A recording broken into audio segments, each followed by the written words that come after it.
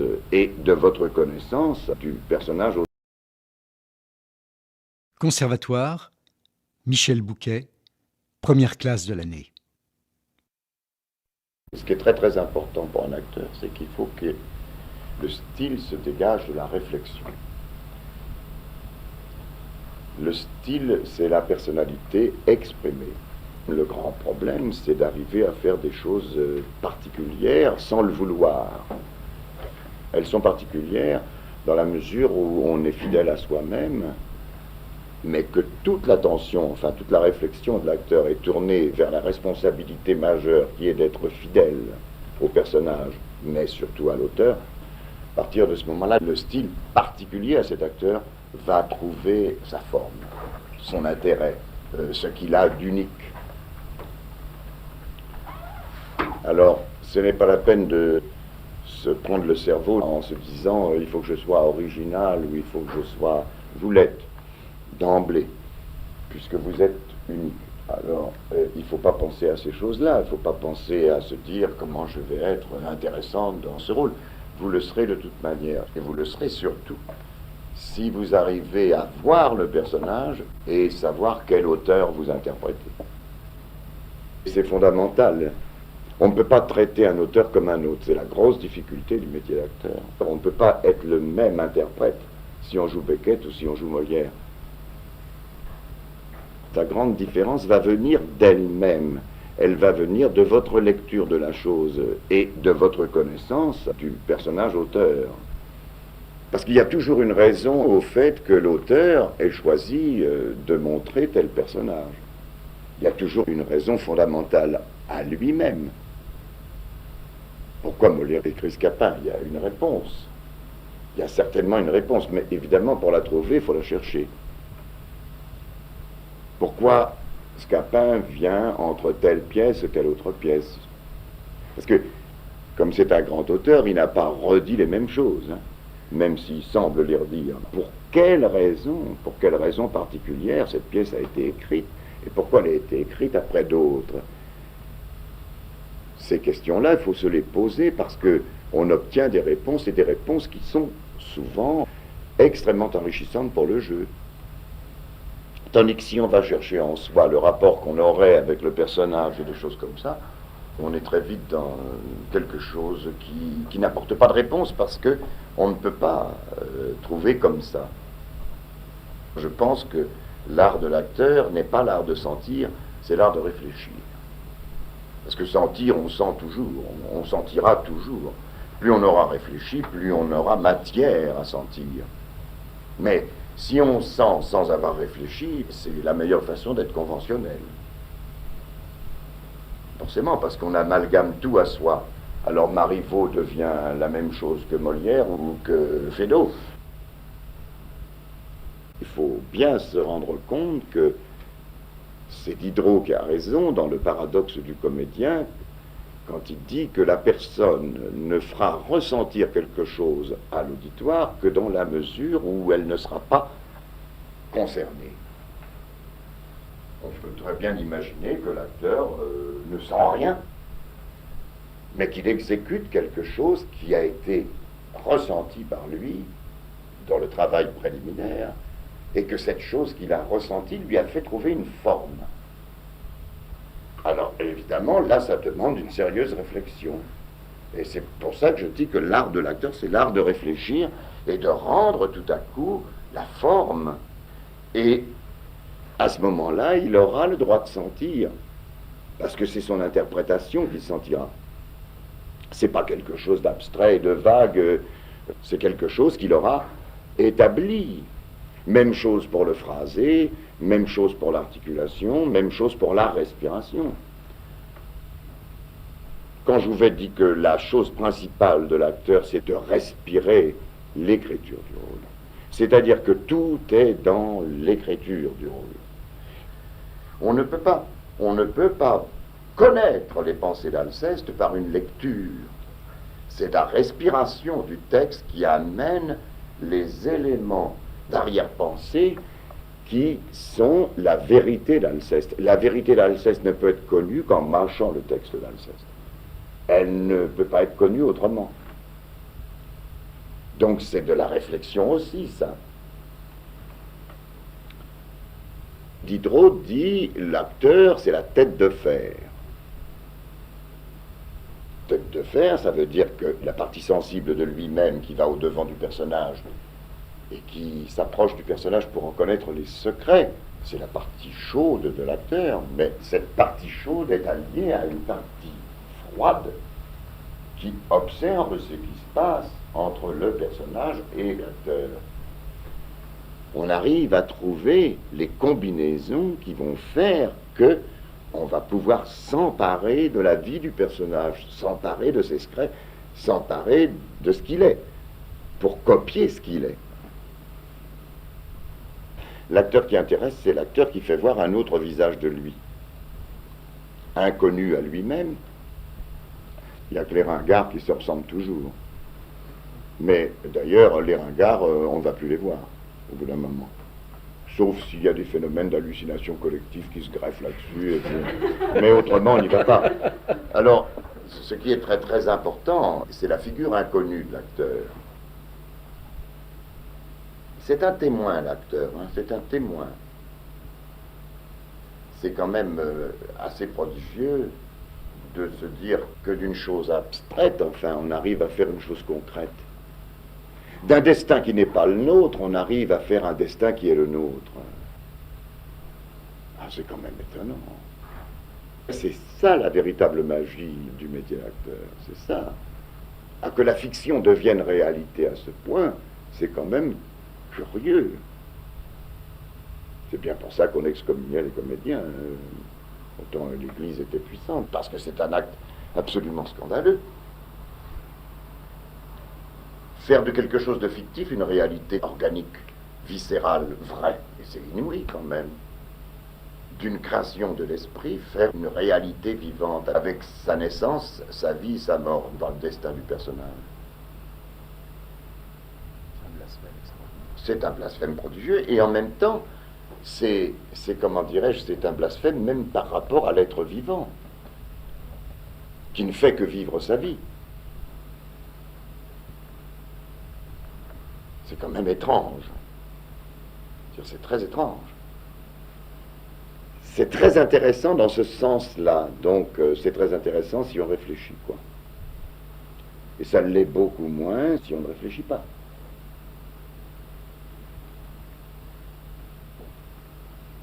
C'est presque un métier dégradant si on ne réfléchit pas.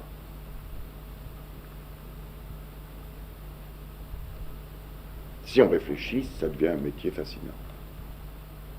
Je dis bien ça en premier cours parce que ça me paraît très très important de bien prendre les rails dans le bon sens, n'est-ce pas? Ça me semble important, ça. Il faut savoir pourquoi la pièce a été écrite. Il faut savoir. Il y a toujours une raison fondamentale à la création d'une pièce, pour un grand auteur, entendons-nous. Alors il ne faut pas se faire confiance sur sa première lecture. Il faut remettre en cause le plus vite possible sa première lecture et passer à une seconde ou à une troisième ou à une quatrième, et toujours avec la même, comment dirais-je, la même innocence, enfin, de bébé. Toujours oublier ce qu'on a trouvé pour voir d'autres couleurs, d'autres choses. Et l'accumulation de toutes ces sensations va donner la richesse du personnage. Quand Jouvet dit qu'on ne peut pas jouer Alceste sur des idées, et que les idées sont cachées par les mots, et c'est à force de mâcher les mots, qu'est-ce donc avez-vous? Laissez-moi, je vous prie, à force de dire 1000 fois, 2000 fois, laissez-moi, je vous prie, une vérité du personnage s'impose, par les mots, c'est la pratique des mots,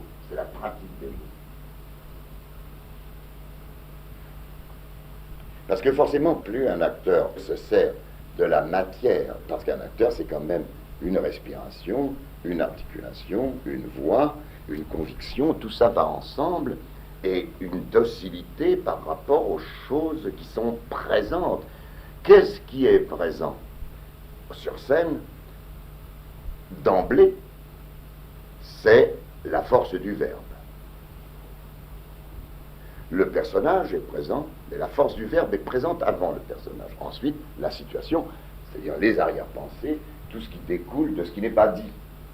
Que dit la situation et que ne dit pas le texte.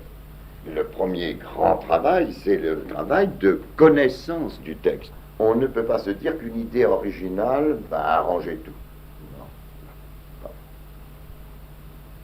C'est quand c'est le plus vrai, donc le plus digéré, si je peux dire, le plus pratiqué. C'est comme ça que ça devient très beau. Parce que, qu'est-ce donc avez-vous? Laissez-moi, je vous prie. À la limite, il n'y a même pas besoin d'interprétation. L'énoncé même du texte, si il est assumé, digéré par la réflexion et la sensation de la nécessité d'être dit en scène. Si cette chose-là est faite, il n'y a même plus besoin d'interpréter. Oui. Et c'est ce que Jouvet dit quand il dit qu'on ne peut pas avoir de personnalité originale dans des rôles comme ça. Il a raison. Il a raison. On ne peut pas être intéressant dans Alceste parce que c'est le texte d'Alceste qui est avant tout intéressant. Ça rejoint Diderot qui dit il n'est pas besoin de sentir pour faire sentir. C'est tout ça que je livre à votre réflexion et vous êtes libre de ne pas partager mon sentiment sur la chose. Je ne m'en vexerai pas du tout. Je dis simplement que ce que dit M. Jouvet me paraît, ou ce que dit M. Dulin, qu'on raconte à chaque cours, chaque année, qui consiste à dire que M. Dulin, un jour, mettant en scène, dit à l'homme qui jouait Kent, qu'est-ce que tu me fais là? Il me dit, qu'est-ce que c'est que cette chose que tu me proposes? Mais tu en fais un traître de mélodrame, mais ce Kent est un très brave homme, c'est un homme très bon, magnifique, somptueux, enfin, ça ne veut rien dire, enfin, je ne suis pas content de toi, il faut que tu réfléchisses, etc. L'acteur, le lendemain, vient, il avait l'air de Saint-Jean Bouche d'Or, il était tout à fait gentil. Mais qu'est-ce que tu me fais là? Mais c'est un être horrible, c'est une espèce de faucheton épouvantable. L'autre, il dit, vous m'avez dit hier, monsieur Dulin, que... Oh, additionne, mon petit, additionne. Ça, c'est le métier de l'acteur. C'est l'histoire qui résume, d'ailleurs, nos souffrances, puisqu'on est obligé de passer d'un point de vue à un autre, et de se contredire soi-même, et de tout ce qu'on a essayé de sentir ou d'éprouver, ou de réfléchir profondément dans un certain sens, on est obligé de renverser le cubuto et de faire autrement. Alors, c'est pas facile. C'est là où on voit si les gens ont vraiment du courage, ou pas tout à fait du courage. Malheur à celui qui n'a pas de courage, de brutalité avec lui-même, parce que le public aura de la brutalité sur lui. Forcément.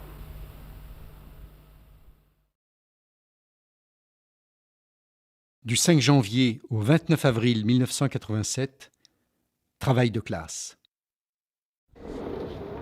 C'est une vie épouvantable, le facteur. Tu te rends compte qu'il faut faire vivre un autre personnage à partir de soi, de ce qu'on sent quand même. Hein? Il faut arriver à le faire vivre et qu'il soit différent de soi. Donc il faut une objectivité sur soi-même inouïe pour se voir très exactement dans ses défauts et dans ses qualités personnelles, voir ce qui est nécessaire au personnage pour arriver à parler de lui et non pas de soi, mais il faut parler de lui avec soi. Alors c'est très très compliqué, parce qu'il faut être en même temps au-dedans de soi et en dehors de soi. Il faut être dans le rôle et en dehors du rôle. Il faut le faire en vue de servir le personnage, c'est-à-dire d'être objectif avec lui. Alors c'est très compliqué. Ce qu'on ne demanderait pas à soi-même, parce que c'est un déchirement, c'est une espèce de martyr ce truc-là, finalement. On ne l'exigerait pas de soi pour sa propre vie. Il faut l'exiger de soi pour le rôle. Puisque, comme le dit le poète, je est un autre. Puisque je est un autre, on a des milliers de possibles en nous.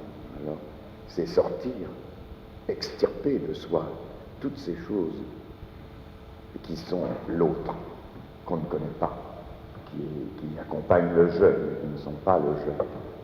Mais pour arriver à faire vivre tous les autres qui sont en lui, seulement, Si on arrive quand même à le faire de temps en temps, c'est une grande victoire sur la mort, sur la petite chose que l'on est, que l'on grandit. C'est quand même pas ça. L'identité du personnage, c'est comme si tu créais, fait de toi-même, il est fait de toi, et pourtant il est différent de toi. Et arriver à mettre au monde la chose que l'on est autrement que ce que l'on vit, c'est tout à fait magnifique.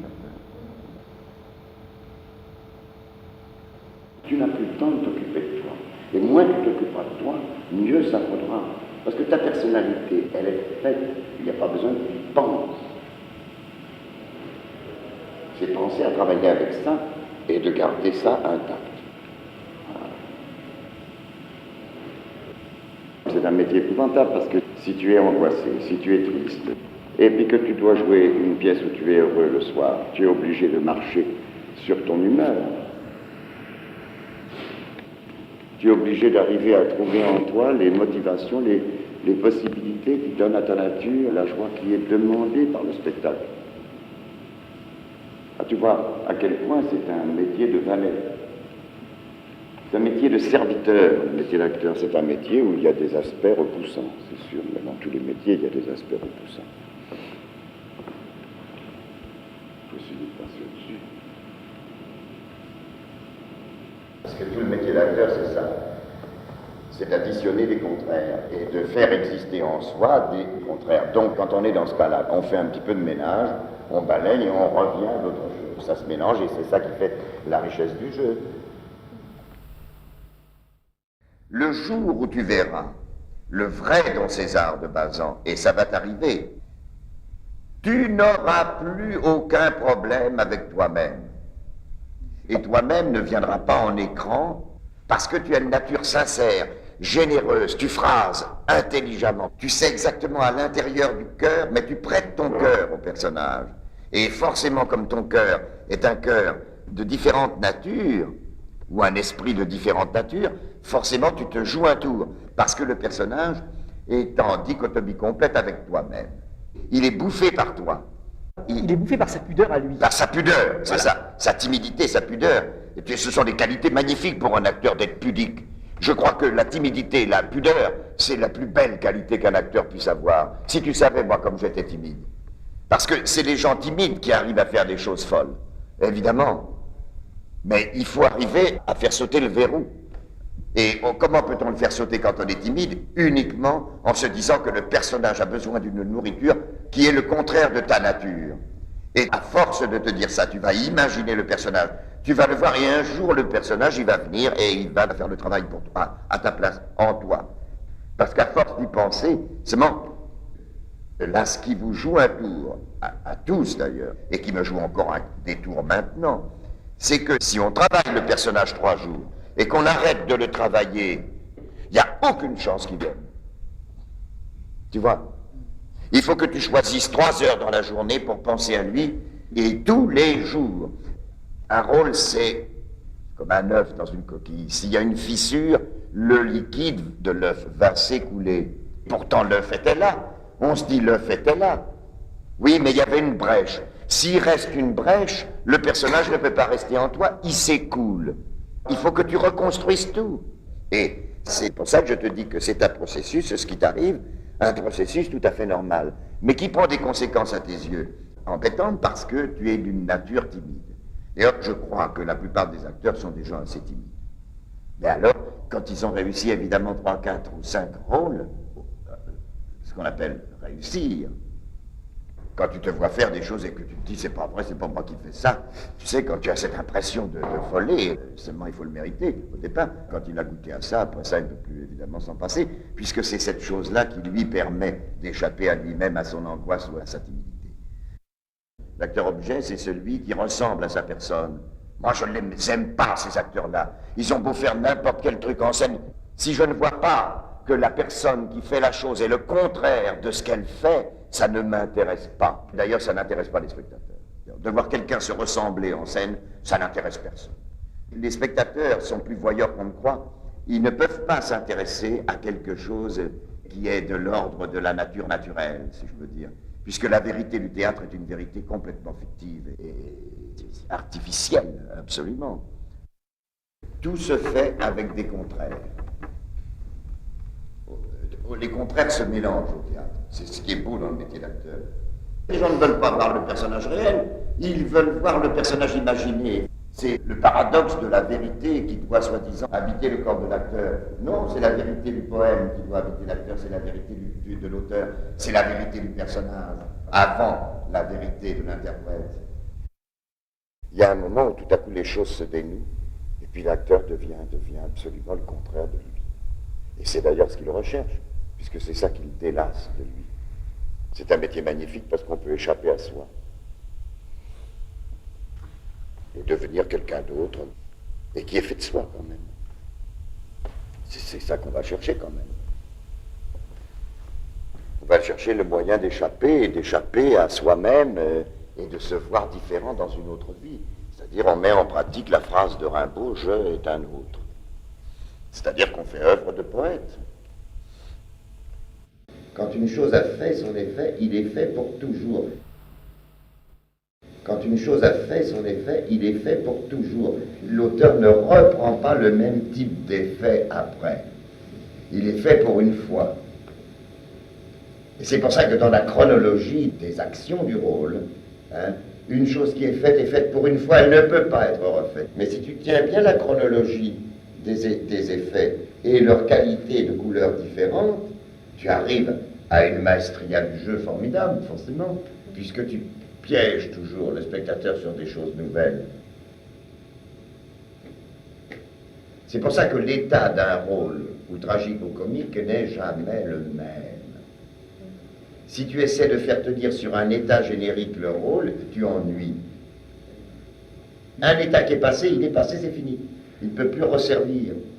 C'est un autre état qui doit venir à la place. Et c'est bien pour ça que je dis que c'est un art de réflexion. Et si tu prends l'habitude de rechercher les états différents, tu vas arriver à un kaléidoscope absolument extraordinaire et une richesse de jeu incroyable. Ce sont des faits qui retiennent 1000 personnes dans une salle. Ce ne sont pas des intentions. Ce n'est pas du sentiment qui retient 1000 personnes dans une salle, c'est des secousses. C'est des actions. L'acteur est l'artificier des secousses qu'il provoque sur le public. C'est lui qui allume les pétards. C'est lui qui prend le risque d'en allumer un après l'autre. Et donc de retenir l'attention de 1000 personnes. Et quelles que soient les intentions et l'intérêt, enfin, de ce qu'il y a autour, et la beauté de la mise en scène, et la beauté du décor, et la réunion de tout ça, ça ne suffira pas si l'acteur n'est pas un maître artificier et ne crée pas des secousses, ne crée pas des accidents de parcours, même à lui-même, ne se piège pas lui-même. Je présente tel visage pour présenter tel autre après. Et le visage que je vais présenter au bout d'1 heure et demie de jeu va être complètement contraire de tout ce que les gens dans la salle pouvaient attendre. Parce que le destin de la pièce va faire son effet, enfin, ce qui arrive de bonheur ou de malheur au personnage, va faire un effet qui va arriver à la fin de la représentation à une surprise énorme pour le spectateur, de ce que sera devenu le personnage devant ses yeux. Les sincères, Marivaux. Ce que je te reproche, Anne, c'est que tu ne t'es pas posé la question de te dire par quel artifice l'auteur a rendu la scène efficace. Tu prêtes des sentiments de notre temps à des sentiments qui sont les mêmes, si tu veux, à ce siècle-là, mais qui sont différents dans l'expression. Les arrière-pensées sont extrêmement cachées. Tout passe par la conversation. Parce que les êtres subissent une épreuve, un destin, à partir d'une conversation en disant « nous allons simplement converser et nous allons nous montrer sincères ». Mais à la fin, on s'aperçoit que l'exercice de sincérité dans la conversation peut entraîner le malheur de deux destinées. Si ça reste pas de la conversation, si c'est trop actif, tu vois, trop éprouvé réellement, il y a quelque chose qui est faux par rapport au point de départ que l'auteur a pris. Parce que qu'est-ce que l'auteur a voulu dire? Il a voulu dire que par des mots, on pouvait se faire énormément de mal. Tout leur être est fait pour s'entendre, toute leur chair les appelle à une communion l'un envers l'autre. Si elle regarde cet homme, elle le trouve plutôt plus charmant qu'un autre. Lui, la même chose. Mais il tue cette chose que nous voyons, nous, qui est véritable entre eux, qui est intéressante, qui est troublante, qui est captivante. Il la trouble par l'emploi des mots. Et l'abstraction à laquelle il succombe de vouloir à tout prix être sincère. La chose qui est très importante, c'est qu'ils disent, bon, ça m'est désagréable, je sens que je lui suis désagréable, mais nous avons dit que nous étions sincères, soyons sincères. Et ça reste des mots, et ça reste une conversation. Il n'y a pas de rapport de force dans la scène. Tu vois ce que je veux dire? C'est simplement ça, la scène. Il faut toujours laisser l'auteur jouer sa partie, il ne faut pas prendre la place de l'auteur. C'est un petit péché d'orgueil, ça. On ne peut pas bien jouer une scène si on ne joue pas ce que l'auteur a voulu faire avec.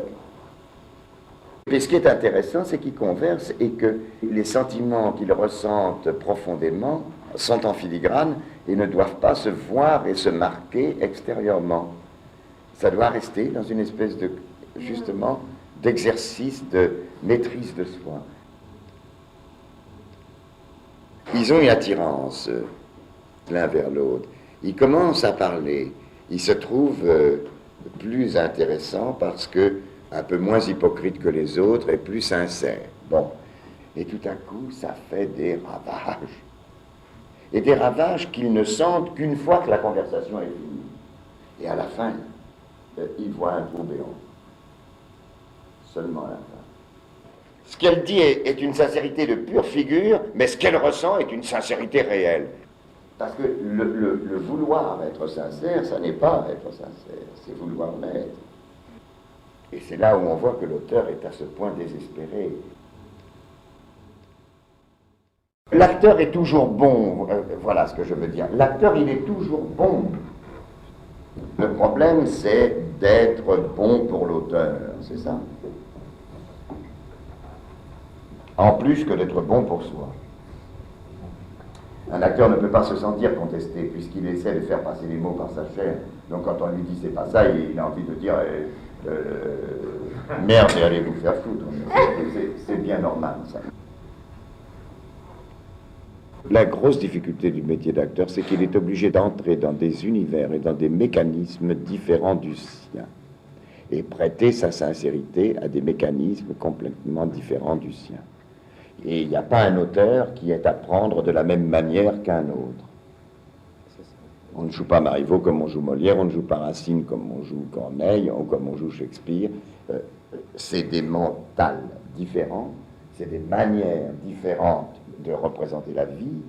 Donc, nous devons tenir compte vraiment de ça. Un grand acteur est un monsieur qui, par sa soumission à l'auteur, sa soumission au personnage et son extrême orgueil de se montrer, arrive à canaliser des secrets qui tiennent à l'auteur, qui tiennent au personnage et qui tiennent à lui-même, arrive à les canaliser de façon à ce que le personnage, l'auteur et lui-même se disent des secrets à l'intérieur de ce travail à trois. Et une fois qu'il a les secrets du personnage et qu'il a les secrets de l'auteur, forcément l'acteur devient beaucoup plus intelligent. Et c'est notre travail beaucoup plus que de se torturer en se disant est-ce que je sens, est-ce que je sens pas. Si on est acteur, on le sent, tu comprends. Alors c'est pas la peine d'en parler. Il faut pas. C'est pas ça l'essentiel. L'essentiel, c'est comment travaille-t-il avec Molière, comment travaille-t-il avec Pinter, comment travaille-t-il avec Strindberg, comment travaille-t-il avec Racine. C'est ça. C'est ce que je sens comme étant ce qu'il y a de plus important dans le métier. C'est un métier où il faut toujours contester, se contester toujours. Avoir comme meilleur ami dans la main l'auteur. C'est comme avec un personnage, tu ne peux montrer la qualité que par le défaut. C'est le défaut qui fait voir la qualité. Mais un acteur a toujours du mal, de la répugnance à montrer les défauts d'un personnage. Moi, je suis comme ça aussi, hein, pas plus malin qu'un autre. Alors que ce qui est beau dans un personnage, c'est quand tu montres un défaut énorme, une horreur, et qu'une seconde après, tu le rends moins monstrueux. Et là, tout à coup, sa qualité humaine, si tu veux, devient absolument bouleversante. Alors comme l'acteur a tendance à prendre le personnage à son compte, forcément il lui prête les meilleures intentions qu'il a dans le cœur, bien entendu. Mais il faut se méfier. Mais tu es troublé en ce moment, je le sens, tu es troublé. Mais c'est bon d'être troublé, parce que si tu sors du trouble, après ça, tu auras fait un progrès formidable. Alors on se traumatise parce qu'on se dit, c'est mes dons qui sont en cause, ou c'est ma façon de comprendre, ou c'est ma façon de concevoir, enfin, etc. Et que c'est pas ça du tout. C'est simplement que pour voir vraiment clair, ben c'est très difficile. Parce que voir clairement les choses de façon à pouvoir les réaliser, eh ben c'est pas commode. C'est pas commode du tout. Alors il faut pas s'étonner, tu comprends, il faut être comme Van Gogh devant sa page blanche, et puis commencer à faire des dessins, et puis petit à petit, au bout de quelques années, un travail énorme, il est arrivé à faire des choses absolument phénoménales, avec des petits points, des traits, c'était pas plus compliqué, mais tout était en place, tout s'est coordonné dans son esprit, et tout s'est trouvé réalisé sur la page, alors que, comme ça, apparemment comme par enchantement, mais ça a été une longue lutte, Mais il ne faut jamais désespérer par rapport à soi-même, par rapport aux dons, quoi. Il ne faut pas désespérer par rapport aux dons qu'on a. On ne peut pas douter de soi, donc on ne peut pas être ni trop euphorique, ni trop désespéré. Il faut trouver un équilibre. Douter, ça veut dire s'assurer de trouver. Mais toute entreprise humaine est comme ça. C'est-à-dire les choses s'obtiennent par un travail très long, très compliqué, quelquefois désespérant. Seulement, c'est une synthèse de contradictions, tu comprends? C'est ça qui vous désespère. Parce qu'en fait, c'est l'accumulation des contradictions et des impossibilités d'y arriver qui crée la possibilité d'y arriver. Il ne faut pas se laisser aller. C'est des déclics, enfin. Et plus on souffre, et plus on peine, et plus il y a de chances que le résultat soit magnifique. Et puis quand tout va mal, tout va bien. Avec un travail à faire. C'est vrai que quand on a des gros succès, des choses comme ça, c'est peut-être le moment le plus périlleux, le plus difficile, le plus dangereux en tout cas. Et puis tout à coup, ça devient plus dur, et alors c'est mieux. Ça fait faire un pas en avant. Et c'est tous les jours à refaire. Alors comme ça, c'est pour ça qu'il faut s'attacher, enfin, avoir une nature très équilibrée. Parce que ça ne se produira pas tout à fait de la même manière un jour sur l'autre. Alors donc, comme on est des besogneux, il faut savoir qu'il faut s'habituer à ce travail de besogne et que son moral ne subisse pas d'à-coups dans l'histoire, dans la bagarre. C'est le fait de travailler tous les jours et c'est le fait de se dire que tous les jours c'est périlleux et de s'habituer à ce danger, à ce péril tous les jours un peu. Mais savoir que si tu arrives à l'heure de la représentation un peu avant et que tu peux mettre à profit enfin les angoisses que tu as eues dans la journée et savoir que ces angoisses étaient nécessaires pour parvenir à la solution meilleure, eh bien, et si tu ne t'es pas tourmenté d'avoir ces angoisses, tu arrives, tu te concentres et ces difficultés, tout naturellement, t'amènent à quelque chose de plus important. Moi, je crois beaucoup à ça. C'est millimètre par millimètre. Faites-le pour être surpris. Il y aura peut-être un petit cadeau, une petite surprise qu'on notera et qu'on comptabilisera dans l'interprétation définitive. Tu vois, ce qui était très bien dans l'interprétation de Philippe et de Denis dans le Thomas Bernhard, c'est qu'à chaque fois que je voyais la scène, je revoyais ce que j'avais vu avec des petits ajouts et une véracité des rôles qui était de plus en plus, comment dirais-je, intéressante, présente. Et il refaisait toujours exactement très, très, très bien la même chose. Et pourtant, tout s'enrichissait. Andromaque, Racine. Acte 2, première scène. C'est le travail sur les mécanismes de la scène sur lesquels tu dois t'appuyer, tu comprends? Il faut travailler sur la scène, parce que si vous ne travaillez pas sur les scènes par rapport à Marivaux, par rapport à Racine ou par rapport à Molière, et si vous ne remettez pas en cause la compréhension que vous en avez immédiate et qui peut être bonne, qui peut être assez juste, mais qui n'est pas suffisante pour nous rendre sensibles les mécanismes d'astuce prodigieuse que contient cette. Je n'aime pas souffler les choses, mais il faut bien souffler un petit peu de temps en temps quand même, parce que sans ça, on risquerait de ne pas comprendre ce que je veux dire. On va reprendre la scène avec Cléone. Donc au départ, on a bien dit, n'est-ce pas, que elle est dans l'état que tu veux qu'elle soit. Moi, ça ne me regarde pas, c'est toi qui joues le rôle, ce n'est pas moi. Elle est comme tu es là, dans ses réflexions. Il faudra que tu saches, toi, Caroline, à quoi elle pense dans ce moment-là. C'est à toi de le décider, ça. C'est ton job. Et quelle est l'attitude extérieure qu'elle a par rapport à la pensée. Soit que l'attitude extérieure démente la pensée, ne soit pas dans le courant de la pensée, soit qu'au contraire, ce soit dans le cours de la pensée, l'expression même de la pensée, ou que ce soit le contraire, que ce soit une parade. Elle dit, je fais ce que tu veux,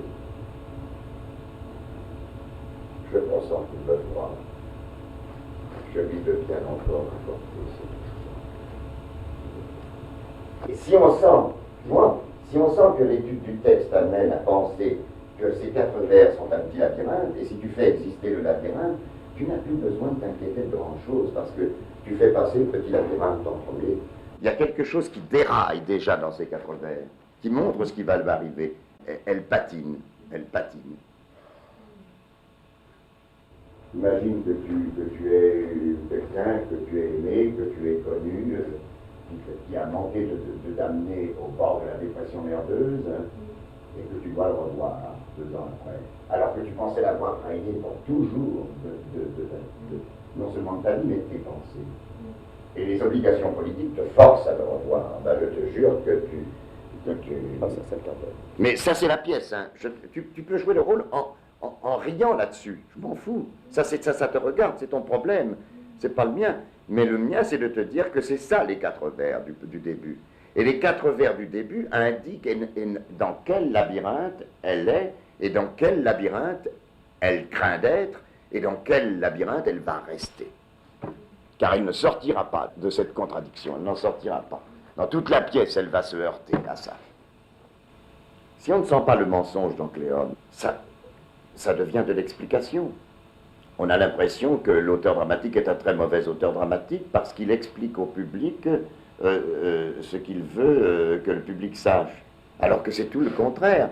Elle dit des informations fausses. Sinon, ce ne serait pas un grand auteur dramatique. Une fois que vous l'aurez bien lu, vous le jouerez. J'en suis sûr de ça. Chaque parole qui est prononcée est lourde de conséquences. Lourde de conséquences parce que ce sont des princes et des rois. Tout engage. Toute parole dite est dite. A une conséquence. C'est bien pourquoi l'état nerveux est souvent extrêmement intérieur, et quand les pièges se referment, la créature se défend dans son piège, mais elle se dit, je l'ai dit, alors maintenant comment je fais? Je l'ai dit, c'est ça le tragique. Pourquoi veux-tu, cruel, irriter mes ennuis? Le vers prend son sens, tu vois. Je vais craquer, je vais finir ma vie à la seconde. Pourquoi tu m'as fait dire que je haïssais Pyrrhus? Je ne sais pas encore si je peux me permettre de vivre si je n'ai pas Pyrrhus. Alors pourquoi me l'as-tu fait dire? C'est une horreur. C'est une horreur tout ça. Chaque vers ou chaque demi-vers véhicule des choses contradictoires par rapport à ce qui précédait, contradictoires par rapport à ce qui va suivre, et que c'est un moment unique que représente ce demi-vers ou ce vers, c'est un moment unique dans la compréhension de la totalité du rôle et des contradictions du rôle. C'est un moment où il est absolument nécessaire qu'on comprenne pour que l'action de la pièce arrive à nous. Et c'est ça l'action. Et c'est en faisant voir au public l'action qui est dans la pièce qu'on a une chance d'être tragique. C'est en faisant voir les conséquences des choses. Par exemple, Cléone, elle est véritablement assez terrifiante. Elle est comme la figure de Janus, elle change constamment d'influence sur Hermione. Et très souvent avec les apparences de la raison. Si vous êtes très conscient de tout ce que ça véhicule, il est évident que vous allez atteindre la dimension tragique assez vite. Peu importe les moyens. C'est-à-dire si vous mettez en place toute la matière de sous-entendus et d'accidents que représente le texte. C'est un texte de théâtre parce que c'est un texte qui est complètement accidentel. Il ne reste jamais en place. Il faut profiter du fait qu'on ne lit pas les choses entre elles. Il faut en profiter. C'est-à-dire qu'il y a des apparences successives de son comportement, du comportement des deux personnages, et des apparences qui doivent être sensibles, visibles à nous. Hein? C'est comme si on montrait quelqu'un qui est accroupi et quelqu'un qui tout à coup est debout. Et quelqu'un qui tout à coup c'est constamment différent. Et toutes les images sont nécessaires pour faire comprendre le texte. Pas seulement le personnage, mais le texte. Et si l'acteur arrive à faire comprendre le texte, c'est-à-dire la vertu dramatique, tragique, enfin que ce texte véhicule, ça forcément l'interprétation sera magnifique. Vous n'avez pas lié les choses entre elles, vous ne les avez pas rendues logiques. Mais c'est pas le tout de ne pas les rendre logiques, c'est de les faire exister dans les accidents qu'elles comportent avec la logique qu'on lui prête dans le moment où on l'a fait. Puisque qu'est-ce qui est tragique? C'est le fait, comme dans la vie, c'est le fait qu'un être dit une certaine chose et une seconde après se dit j'ai eu tort de dire cette chose. Et comme les personnages n'arrêtent pas d'être sur le grill de la torture, ils se font du mal les uns les autres. Je dois voir 4 visages d'Hermione dans les 4 premiers vers, visages contradictoires, hein, complètement contradictoires, les uns par rapport aux autres. Et ça doit me dépeindre la personne. Je fais ce que tu veux, c'est une certaine chose. Bon, c'est point, après. Et puis, c'est tout à fait pareil, parce qu'elle dit que je consens qu'il me voit. C'est une autre chose. Deux choses complètement différentes. Hein? Je lui veux bien encore accorder cette joie. Une autre chose, complètement ténébreuse. Hein? Inquiétante. Je lui veux bien encore accorder cette joie. C'est pas la formulation qui est sublime, mais c'est pas ça qui compte. Ce qui compte, c'est de sauter les haies. Et c'est tout le problème. Pilade va bientôt conduire ici ses pas, c'est complètement objectif, c'est complètement objectif. Pilade va bientôt conduire ici ses pas. Il n'y a aucun sentiment là-dedans. Mais si je m'en croyais, je ne le verrais pas. S'il n'y a pas la cassure avant de Pilade va bientôt conduire ici ses pas complètement neutre, il ne peut pas y avoir l'arrivée de l'angoisse ensuite sur mais si je m'en croyais, je ne le verrais.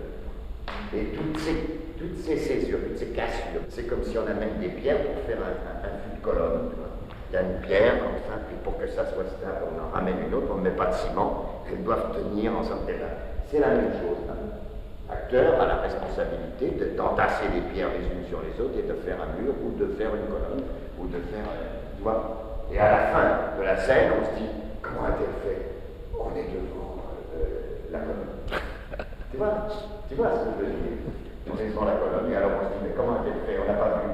On n'a pas vu parce que tout nous intéressait, parce que tout nous captivait dans le temps, puisqu'on voyait des différences. Mais si on ne voit pas des différences, on voit que tu es en train de trimballer des pierres pour faire une colonne. Si on ne le voit pas, là c'est très intéressant. Et justement, le texte offre des possibilités de surprise extraordinaires. Racine, c'est peut-être l'auteur tragique le plus facile en étant le plus difficile. Mais si tu fais passer les coups de théâtre les uns après les autres, demi-vers ou vers par vers, tu obtiens des miracles.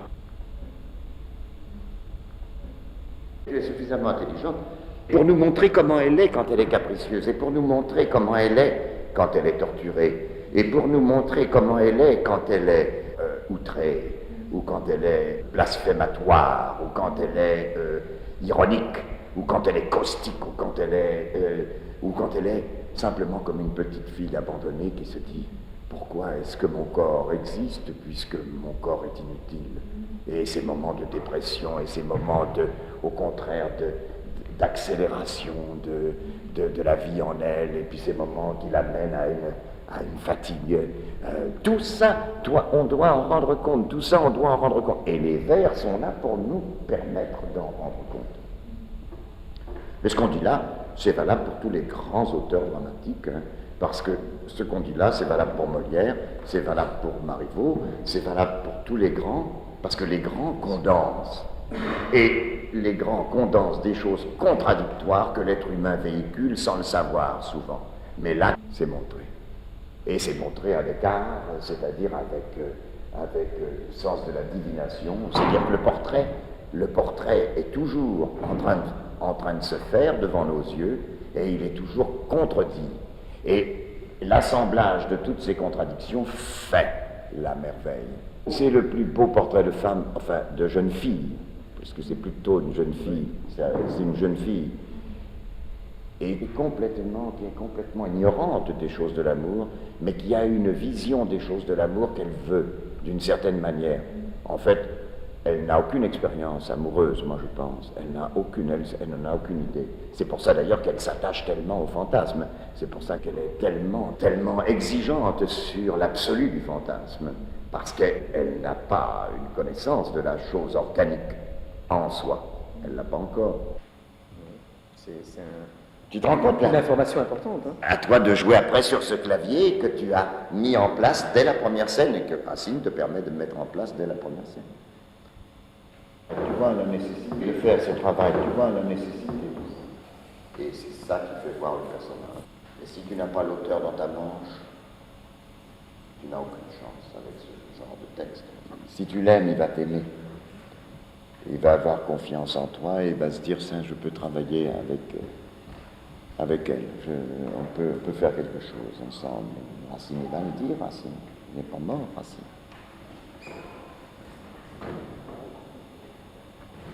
Mais c'est évidemment ce qu'une actrice peut jouer de plus beau, je crois. C'est l'auteur pour les femmes le plus extraordinaire. Marivaux aussi. La tragédie n'est jamais caractérielle. Les héros de tragédie, comme les grands héros de comédie, ne sont jamais caractériels. Ça arrive à tout le monde, ce qui leur arrive. Le mécanisme de ces scènes de Racine, c'est la torture. Il y en a toujours un pour torturer l'autre. Les 4 personnages sont dans une crise. Et ce sont tous des personnages officiels qui ont des responsabilités vis-à-vis de leur gouvernement, vis-à-vis de leur famille. On n'est pas prince, on n'est pas roi ou chef d'armée, comme ça, sans responsabilité. Mais oui, vous faites trop de sentiments et pas assez de vérité réelle. Le sentiment procède du danger et procède de choses qui ont trait à l'action. Et si vous faites du sentiment sans faire l'action, je ne dis pas que le sentiment que vous faites est faux, mais s'il n'y a que le sentiment et qu'il n'y a pas l'action, ça enlève du crédit au sentiment. Dans la vie, on ne fait pas du sentiment les uns vis-à-vis des autres sans qu'il y ait une action intérieure d'arrière-pensée. Bon, c'est ça que je veux dire. L'action, c'est les arrière-pensées, c'est l'action. Là, on fait un cours d'art dramatique. Il faut bien que moi je parle, évidemment, puisque je suis là pour ça. Et puis je prends des risques en parlant. Et puis il y a des moments où je dis des choses que je trouve assez justes. Et puis des moments où je me dis, oui, c'est pas bon. Et vous me dites la même chose. Et vous me dites la même chose. Et c'est tout à fait normal que ça se passe comme ça. Mais ça, c'est pour vous montrer que l'action finalement, est beaucoup plus dans vos arrière-pensées qu'elle n'est dans la réalité de ce qui se passe là. Ah oui. Alors, dans les personnages, vous ne faites pas ça. Dans les personnages, vous donnez la ligne du sentiment, n'est-ce pas, et vous ne donnez pas la ligne de l'action. On s'ennuie.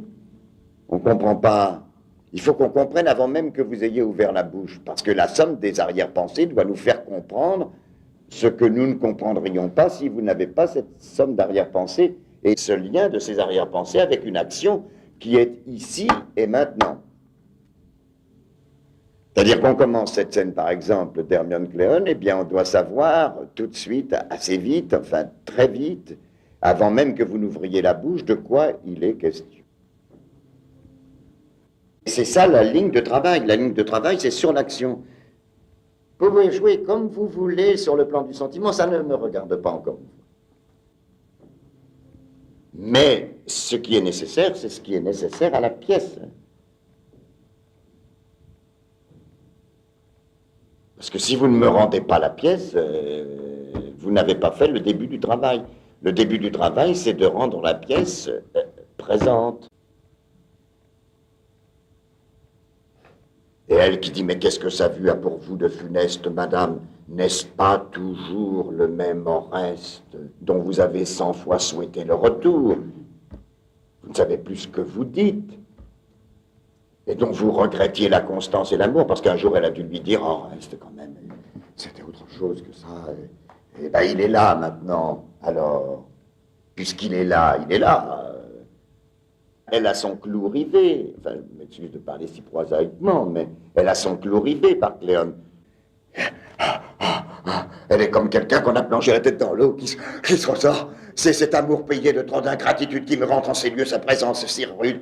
Quelle honte pour moi, quel triomphe pour lui. Là, il n'y a pas besoin de ralentir, là. Quel triomphe pour lui de voir mon infortune égaler son ennui. Est-ce là, dira-t-il, cette fière Hermione? Elle me dédaignait, un autre l'abandonne. L'ingrate qui mettait son cœur à si haut prix apprend à son tour à souffrir des mépris. Ah, Dieu, ça y est, c'est tombé. Il n'y a pas besoin de traîner là-dessus. Parce que c'est l'action. C'est l'action. Alors, si vous traînez là où il ne faut pas traîner, et puis si vous donnez les mêmes rythmes partout, on ne comprend plus l'action. Ah, Dieu. Toute la tirade vient sur ah, Dieu. Les dieux viennent, les dieux viennent. Je le sentais, ils arrivent. Ils vont nous faire la peau. C'est ah, Dieu.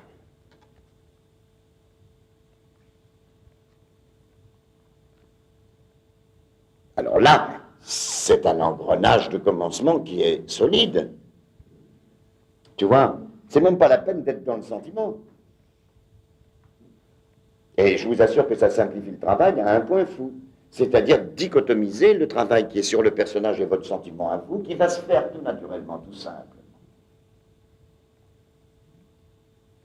Tant qu'on n'a pas la structure de trépidation de l'action mise en place, on ne peut presque pas s'occuper du personnage. On ne peut s'en occuper que quand on a une idée de la ligne d'action dans laquelle il est projeté par l'auteur.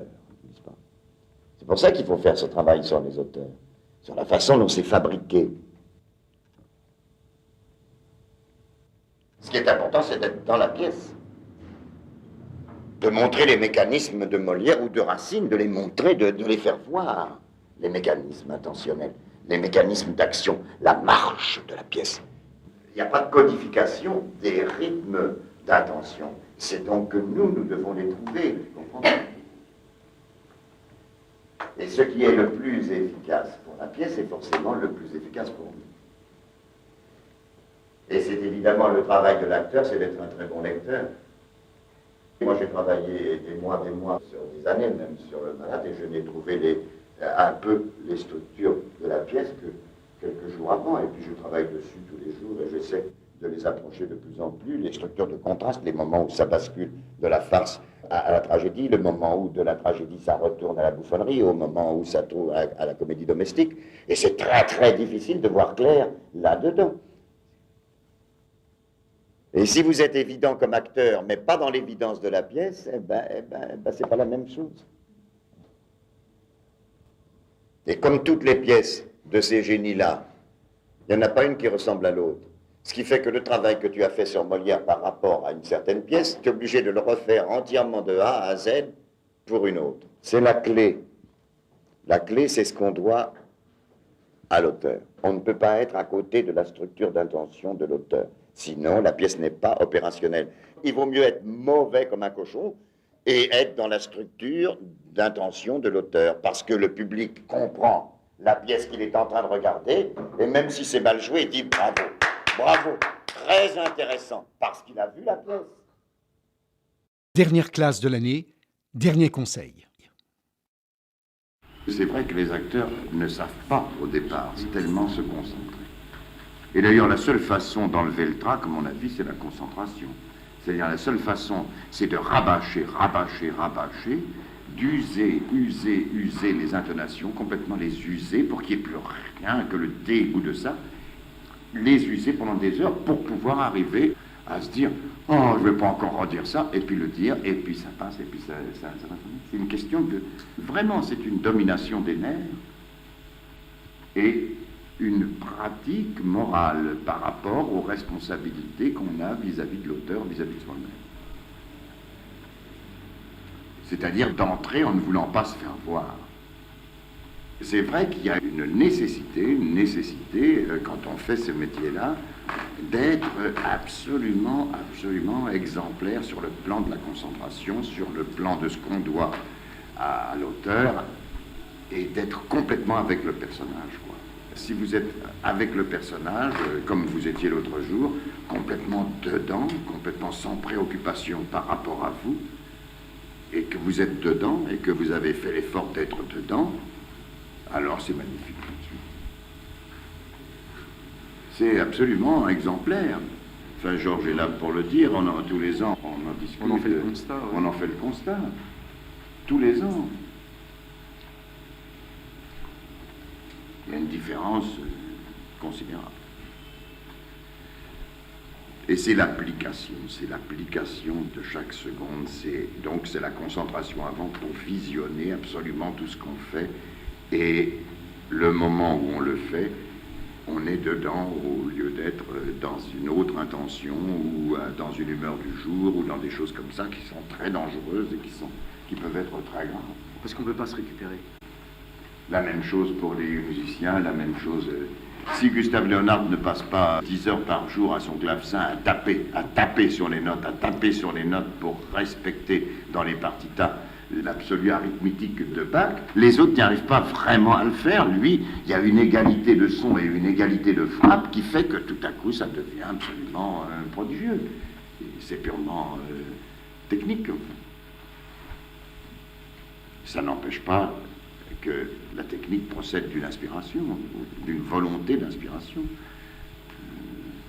On fait de ce mot technique une espèce d'épouvantail à moineaux, c'est ridicule, c'est splendide une technique. C'est ce qui permet de...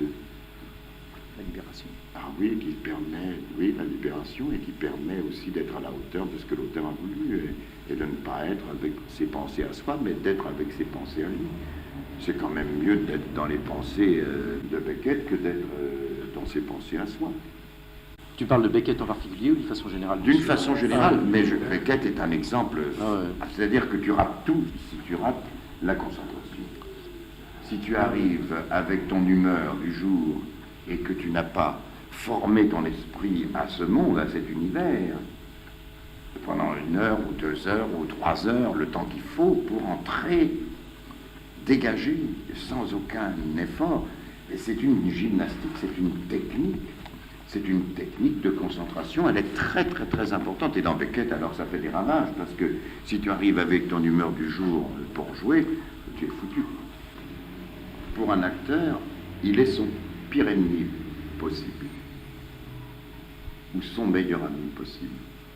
Il est évident que là, tu atteins une sincérité totale, parce que l'interprétation, c'est une chose qui ne t'appartient pas totalement, et qui n'est pas liée à ton existence propre. C'est ce qui en fait le mérite.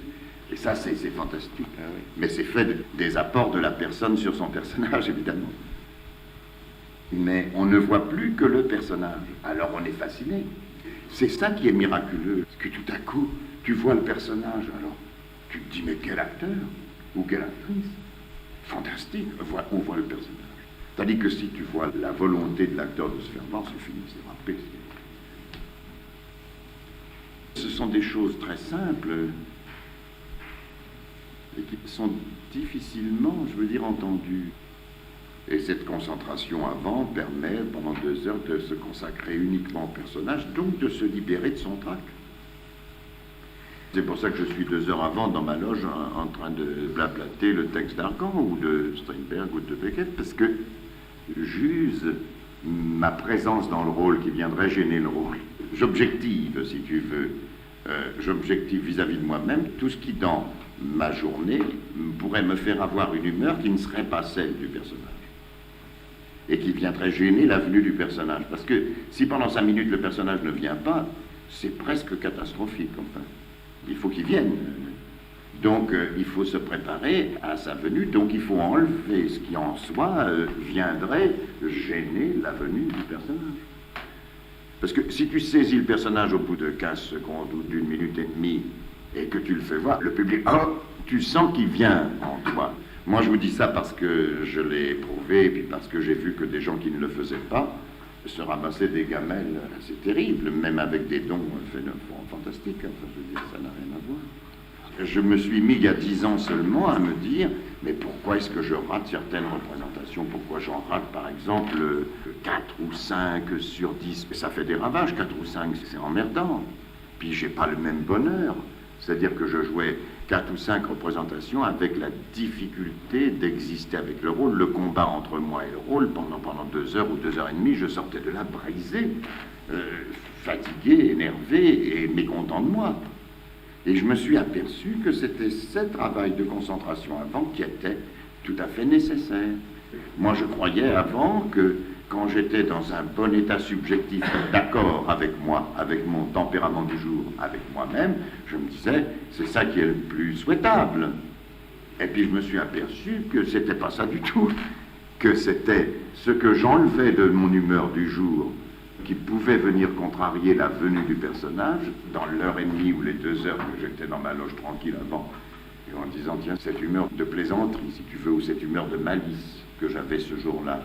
Et je regarde des fois dans la glace comme ça, puis je dis, oh, mais c'est pas du tout Argan, alors que ça me faisait plaisir dans Argan de se servir de cette malice. Balayer la malice pendant 1 demi-heure ou 3/4 d'heure, et après ça...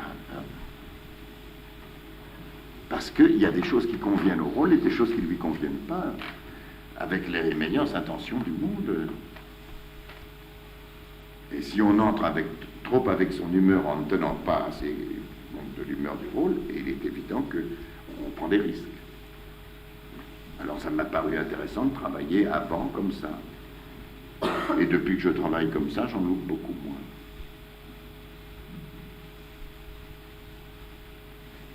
J'appelle faire le ménage. Je fais le ménage pour le rôle.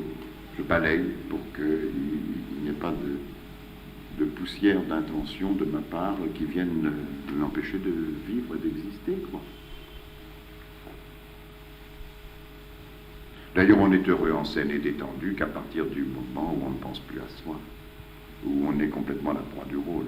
Mais évidemment, il faut s'appliquer à ne pas douter de ce qui a été fait dans l'année et puis essayer de garder ça précieusement dans les années qui vont venir. Parce que moi, j'ai vu des élèves d'il y a 8 ans, là, il n'y a plus rien. On voit arriver quelqu'un qui a 90 ans, il n'y a plus rien. En 8 ans de temps. Alors, ça fait peur, hein. Faut être vigilant. En fait, pourquoi est-ce que je concentre toute mon attention sur une année, sur des choses qui sont purement des choses de la technique morale de l'acteur? C'est parce que je pense que c'est très très important dans cette pratique du métier par rapport à l'auteur et au personnage et par rapport à soi-même, ce qu'on doit aux trois. Pourquoi est-ce que j'insiste tellement là-dessus? C'est parce que à partir du moment où on ne travaille plus comme ça, je vois les résultats, ils sont pas bons. Et des dégringolades, effrayantes. Ça me fait une peine, moi, à chaque fois que je passe des auditions, je suis... Et un type arrive avec sa conviction, et puis l'envie de faire, et l'envie de dire... On dit tout de suite, oui, oui, oui, oui, oui, oui, oui. Et qu'est-ce que c'est? C'est la foi. Ça ne peut rien être rien d'autre que la foi en soi. La conviction, la foi en soi. C'est ça qui donne la présence des... C'est ça qui donne la présence. C'est l'accumulation des pensées qu'on a mises sur quelque chose qui donne la présence. Bien sûr. C'est la vérité. C'est pas difficile d'être très grand comme acteur. C'est difficile de le rester parce qu'il faut une maîtrise morale. Il faut en même temps un grand orgueil, mais une grande modestie et savoir qu'il y a une certaine cuisine à faire pour que ça se passe. Sinon, d'ailleurs, ce serait un métier vraiment trop difficile alors, si on ne pouvait pas faire confiance à ça.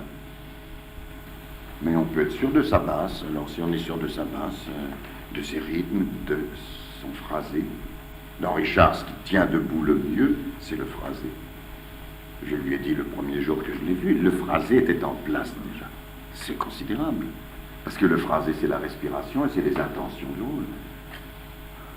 Il commence, hélas. C'est phrasé. Et il y a une crédibilité. Parce qu'on dit, la personne qui phrase juste, c'est qu'elle éprouve juste. Et c'est qu'elle fait ressentir le texte juste, comme il a été écrit, avec la respiration qui a présidé à son écriture. À partir de ce moment-là, Shakespeare arrive, à partir de ce moment-là, il fait avec toi. Mais si tu es dans un phrasé faux, tu ne viendras pas. Et ce phrasé unique, avec cette intonation unique, ne peut venir qu'après le travail des milliards de nuances et des hésitations et des demandes qui viennent. Toutes ces nuances sont contenues dans ce qui est le phrasé, qui est la hasse. Alors il n'y a même plus besoin de chanter la mélodie. Elle chante d'elle-même. C'est ça qu'il ne faudra pas perdre de vue dans le courant des expériences que vous aurez toute votre vie avec ce métier. Il ne faut jamais perdre ça de vue. 15 juin 2005, au Théâtre Hébertot, Michel Bouquet joue le Roi Semeur de Ionesco. Dans sa loge, il évoque son enseignement au conservatoire. Moi, je n'ai jamais eu le sentiment que j'étais un vrai pédagogue, un vrai professeur. Ce qui reste pour moi comme souvenir le plus fort, c'est la fascination que tu exerçais sur les élèves. Et bien entendu que tu leur as quand même inculqué, en dehors de la pratique même du métier, tu leur as inculqué une philosophie de l'acteur, un comportement, une morale de l'acteur. Oui, mais c'est surtout ça que je me suis appliqué à faire. Parce que tu sais aussi bien que moi qu'on ne peut pas apprendre à quelqu'un à jouer la comédie. C'est impossible. On n'apprend pas. Ou on sait ou on ne sait pas. Ou on saura la jouer ou on ne saura jamais la jouer. Et c'est comme ça. Mais par contre, la discipline du métier, la déontologie, qu'est-ce qui est important ? Qu'est-ce qui est important dans le fait de transmettre quelque chose aux élèves? Qu'est-ce qui est important? Qu'est-ce qui est général pour tous? C'est la vraie question. Oui, c'est la vraie question. C'est la question que je me suis posée à ce moment-là. Il y a la lecture. Sans aucun doute, c'est la lecture. Savoir lire. Parce qu'on croit qu'on sait lire. Et on s'aperçoit en vieillissant, moi je m'en aperçois tous les jours parce que je suis un lecteur, et je m'aperçois tous les jours que j'apprends à lire. La chose qui m'a paru la plus intéressante pour les élèves, c'est d'apprendre que quand ils ont lu, ils n'ont pas forcément lu et qu'ils doivent faire un effort pour essayer de dire « mais qu'est-ce qui m'a échappé ?»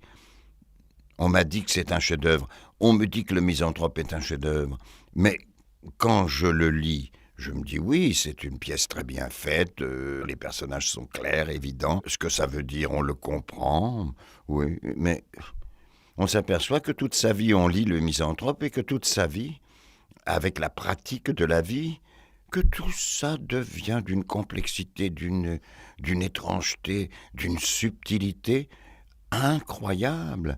Et on se dit, mais alors, qu'est-ce que je lisais avant ? Alors, je lisais quoi? J'étais bête ou quoi? Ben, j'étais pas forcément bête, mais je n'avais pas lu assez. Tu disais déjà que lire, c'était le plus difficile. Je pense. Et c'est ce qui demande le plus d'attention, pour ne pas abîmer ce qui est écrit, pour ne pas abîmer la pensée de quelqu'un d'autre. On croit qu'on comprend, mais on ne comprend jamais complètement.